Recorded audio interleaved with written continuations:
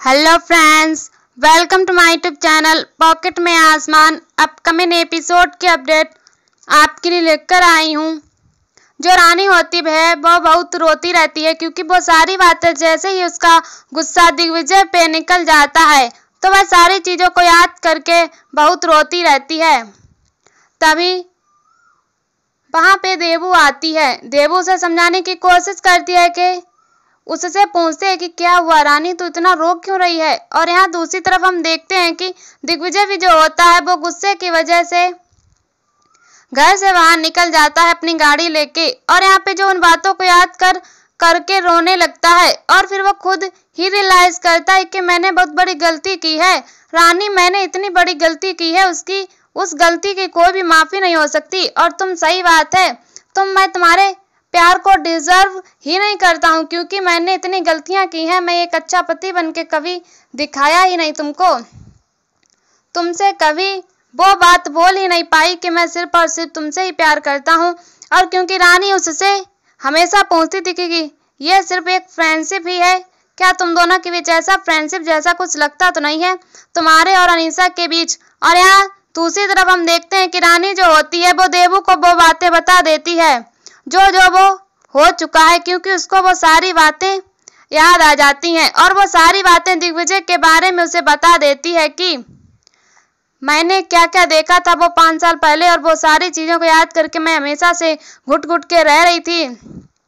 और वो सारा गुस्सा एक बार में दिग्विजय के ऊपर निकल गया जिसकी वजह से वो आज वहाँ चला गया था। तभी जो देवू होती है वो उसको समझाती है कि देख रानी, मैं समझ सकती हूँ तेरी दर्द को, लेकिन मैं जानती हूँ कि दिग्विजय ऐसा कभी नहीं कर सकता। और यहाँ ईशान भी जो होता है वो उसे बोलता है कि रानी ऐसा नहीं है, दिग्विजय ऐसा नहीं कर सकता, क्योंकि हम भी 5 साल में आज देखे हैं कि वो सिर्फ तुमसे प्यार करता है और तुम्हारे सिवा वो ये सब चीज़ें किसी के साथ सोच भी नहीं सकता, ऐसा कर भी नहीं सकता। तुम्हें जरूर कोई गलतफहमी हो सकती है। तो वो बोलता है, रानी बोलती है कि नहीं ईशान ऐसा नहीं है, मैं गलतफहमी में नहीं हूँ, और ये इस वजह से मैं खुद को जो मेरे अंदर थोड़ी बहुत हिम्मत बची थी तो मैं अपनी बेटी के साथ अपनी ज़िंदगी बिताने के लिए रेडी थी, और मेरी जो भी प्यार मेरे अंदर बच्चा है वो सब मेरी बच्ची के लिए है। और यहाँ दूसरी तरफ हम देखते हैं कि ईशान उसे समझाता है कि ऐसा कुछ नहीं है, और फिर वो गुस्से में वहाँ से चली जाती है क्योंकि उसको ऐसा लगता है कि अब कोई मतलब नहीं है बात करने का। और यहाँ दूसरी तरफ हम देखते हैं कि अनीसा जो होती है वो पिंकी भाभी का दरवाजा खटखटाती है, और उसके बाद उसे बोलती है कि पिंकी भाभी अभी तक दिग्विजय घर पे नहीं आया है, पता नहीं वो कहाँ चला गया है, और मेरा फोन भी नहीं उठा रहा है, और वो कल रात से ही गुस्से में निकल गया है घर से। तो वो पूछती है कि क्या हुआ, तुम लोग के बीच झगड़ा हुआ क्या। तो बोलती है कि हाँ कुछ ऐसा ही समझ लीजिए। और फिर वो सोच उसको बोलती है कि जब से रानी आई है तब से कुछ ना कुछ होता ही है। तभी यहाँ पे हम देखते हैं कि दिग्विजय जो होता है वो घर आ जाता है, और वो उससे पूछती है कि क्या तू कहाँ चला गया था दिग्विजय, तो मुझे बता के तो जाना चाहिए था एटलीस्ट। तो वो बोलता है कि मुझे आज तुमसे कोई बात नहीं करनी है, मेरी बेटी का बर्थडे है तो मुझे उस पर पूरा फोकस करना है। और फिर वो वहाँ से चली जाती है। तो यहाँ पे हम देखते हैं कि पिंकी जो होती है उसे बोलती है कि तू टेंशन मत ले, आज ही हम बात करते हैं नारायणी आंटी से, क्योंकि आज बात करके हम डेट फिक्स कर देते हैं और शादी जल्दी से जल्द हो जाए तो ज़्यादा अच्छा रहेगा। तभी यहाँ पे हम देखते हैं वो बोलती है ठीक है भाभी, आप जैसा आप कहें। और फिर यहाँ पे हम दूसरी तरफ देखते हैं कि जो रानी होती है वो अपनी बेटी से बात करती है कि तुम आज से पहले हम 5 साल तक तुम्हारा बर्थडे अकेले में तुम और आई मनाते थे, लेकिन आज तुम्हारा पूरा परिवार है। उस टाइम में तुम्हारे पापा को मिस करती थी, तुम्हारे परिवार को मिस करती थी, तुम्हारे नानू, तुम्हारे दादा दादी, बाकी का इतना बड़ा परिवार है, तो वो सब चीज़ें मिस करती थी। और फाइनली आज जब वो सब चीज़ें तुम्हें मिलने वाली हैं तो मुझे ऐसा लग रहा है कि अब मुझे घबराहट सी हो रही है, बेचैनी हो रही है, पता नहीं कि ये सब कैसे होगा। तभी यहाँ पे हम देखते हैं कि दिग्विजय होता है वो आ जाता है और वो नॉक करता है। तभी रानी उसे देखती है तो वो बोलता है कि मैं अंदर आ सकता हूँ।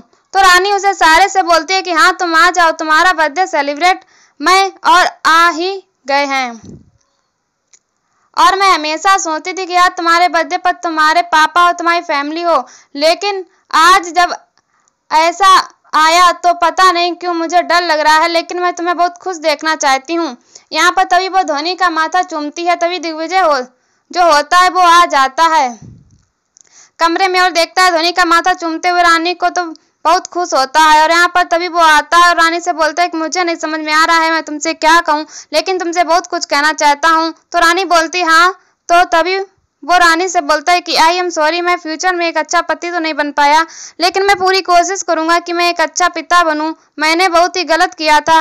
अब जो चीज़ गलत हो चुकी है उसको तो मैं बदल नहीं सकता। अब मैं पास्ट को ठीक तो नहीं कर सकता, पर मैं अपना फ्यूचर जरूर बता सकता हूँ, जरूर बना सकता हूँ, ठीक कर सकता हूँ। तो मैं अपने बच्चे के लिए एक अच्छा पिता बनना चाहता हूँ और मैं उसे वो हर चीज़ देना चाहता हूँ। तो यहाँ पर रानी जो होती है वो इस बात से सहमत होती है और बोलती है कि ठीक है। तो बोलता है थैंक यू मेरी बात को सुनने के लिए और समझने के लिए, मेरी बात को सहमत होने के लिए।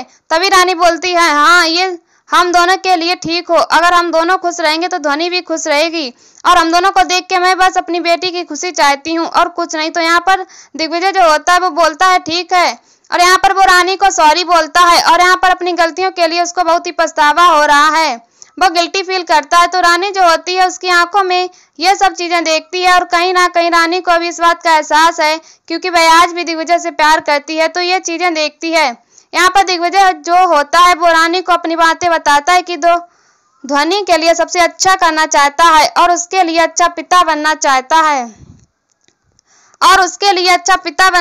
है तो रानी जो होती है उसको बोलती है कि ठीक है, मैं बस यही चाहती हूँ कि ध्वनि खुश रहे और हम दोनों को खुश देख के वह खुश रहेगी। तभी दिग्विजय जो होता है वह ध्वनि के पास जाता है और ध्वनि को माथे पर हाथ रख के बोलता है कि मेरी प्रिंसेस, आज मेरी प्रिंसेस का क्या है। तभी ध्वनि बोलती है कि बर्थडे है और यहाँ पर वो उठ जाती है। ध्वनि जो होती है वो खुश हो जाती है। तभी यहाँ पर रानी और दीपिका दोनों उसको हैप्पी बर्थडे विश करते हैं और ध्वनि जो होती बोलती है कि डॉक्टर अंकल आज पता है आपको, मैं आज 6 ईयर की हो गई। और यहाँ पर वो रानी को भी बोलती है माता रानी आज मैं 6 ईयर ओल्ड की हो गई। तो यहाँ पर वो खुश होती है और वो नाचने लगती है।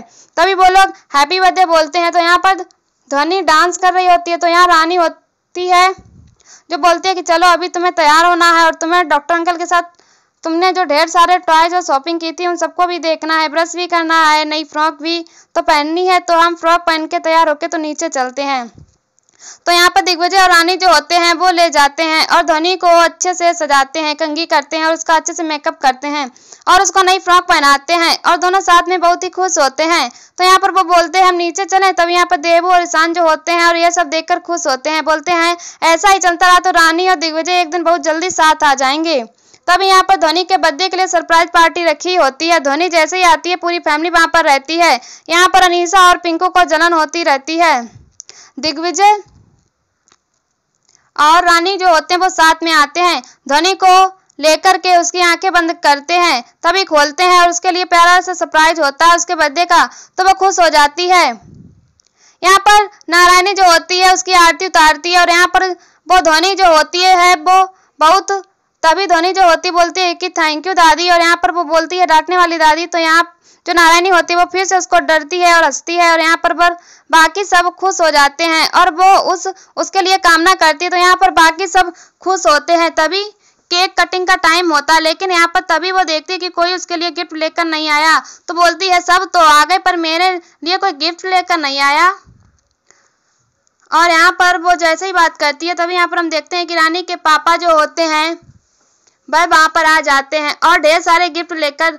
तभी वह बहुत खुश हो जाते हैं और अपने बोलती है नानू आप तो। यहाँ पर रानी भी अपने पापा को देखकर खुश हो जाती है। तभी दिग्विजय बोलता है कि मैं जानता हूँ कि अपने बेटी को जिस घर में इतनी बेइज्जती हुई है उसके हिसाब से तो यहाँ पर कोई नहीं आना चाहेगा, लेकिन ध्वनि के बर्थडे के लिए मैंने उनसे बोला तो ये आ गए। तो यहाँ पर रानी जो होती है यहाँ पर दिग्विजय की आंखों में पछतावा देख रही है और यहाँ पर ध्वनि जैसे ही केक काटने जाती है तो वहाँ पर ईशान और देवू बोलते हैं कि बर्थडे गर्ल के मम्मी पापा भी आए और साथ में कटिंग करें। तभी यहाँ पर हम देखते हैं कि जो ध्वनि होती है वह केक कटिंग करती है और वो यहाँ पर केक कटिंग करके पहले रानी को खिलाने जाती है, लेकिन नहीं पर दिग्विजय को भी नहीं खिलाती और खुद खा लेती है। पर यहाँ पर उसकी मस्ती को देख के खुश होते हैं। तभी यहाँ पर उसका फेवरेट वाला गाना लगा दिया जाता है और उसका गाना लगता है तो वो बोलते हैं कि ये तो मेरा फेवरेट सॉन्ग है। तो यहाँ पर जो ईशान होता है वो बोलते हैं हाँ तो चलो डांस करते हैं।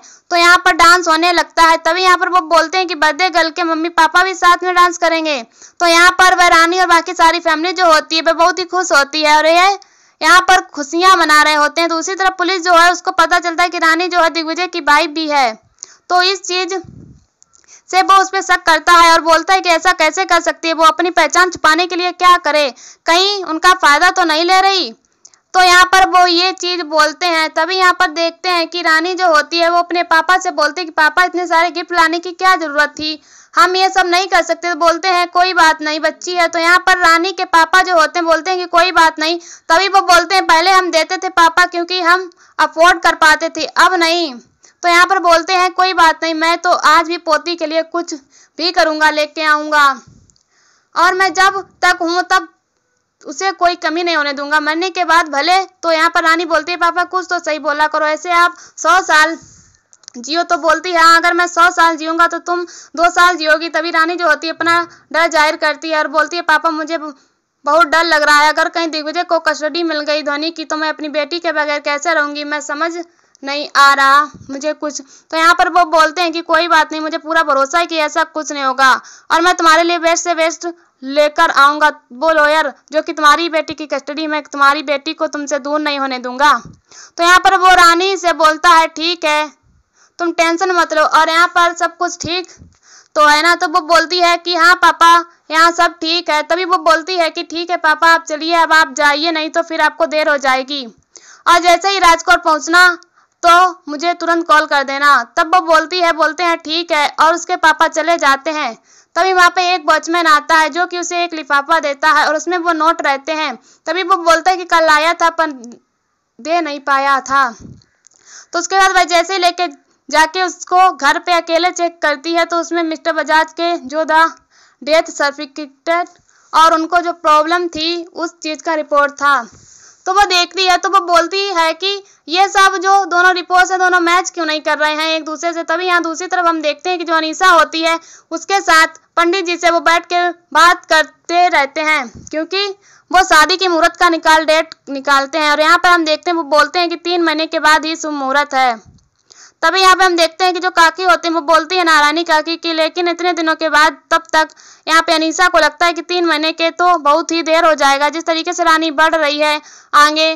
तभी यहाँ पे हम देखते हैं कि पिंकी भाभी बोलते हैं कि अरे कोई बात नहीं, कल भी डेट भी तो सही है, 30 तारीख भी तो अपने बोला था। तो बोलती है कि लेकिन कल की डेट में इतनी जल्दी कैसे शादी हो जाएगी। तो जो अनीसा बोलते हैं कि लेकिन हमें क्यों इतनी ग्रैंड करनी है, हमें छोटा सा ही रिचुअल करना है, बस शादी करनी है। तभी यहाँ दूसरी तरफ हम देखते हैं कि रानी जो होती है उस नंबर पे कॉल करती है उस हॉस्पिटल में। तभी वहाँ पे जो रिसेप्शनिस्ट होती हैं वो फ़ोन उठाती हैं और वो बोलती हैं कि यस मैम आप बताइए। तभी वो रानी बोलती है मुझे कुछ लैब टेस्ट करवाने हैं कि जो कौन कौन से डॉक्टर अवेलेबल हैं। तो वो बताती है मिस्टर लाल भी हैं, डॉक्टर लाल की बात बताती है। तभी डॉक्टर लाल जो होते हैं उनके बारे में वो सोचने लगते हैं कि डॉक्टर लाल कहीं वही तो नहीं जो ये दिग्विजय के केस में जेल गए थे। तभी वह देखती है ऑनलाइन सर्च करती है तो वही डॉक्टर लाल होते हैं। तभी वह सोचती है कि कहीं ये इनके मिलके मेरे सवालों के जवाब मिल सकते हैं। तभी दूसरी तरफ हम देखते हैं कि वो सारे रिपोर्ट जो भी करने होते हैं वो सब चीज़ें सोच लेती है और कि क्या करना है और जैसे करना है। तभी यहाँ पर हम देखते हैं कि रानी जो होती है वो समझ जाती है कि ये सब सिर्फ एक सोची समझी साजिश की गई है जो कि मिस्टर बजाज के खिलाफ भी की गई है। और यहाँ पे हम देखते हैं कि रानी को ये समझ में आ जाता है कि इस सबके पीछे सिर्फ अनीसा का हाथ है। और दूसरी तरफ हम देखते हैं कि रानी जो होती है वो फ़ोन पे बात करती है कि पायल तू क्या मेरी शिफ्ट को कवर कर लेगी, आज मुझे थोड़े काम से बाहर जाना है।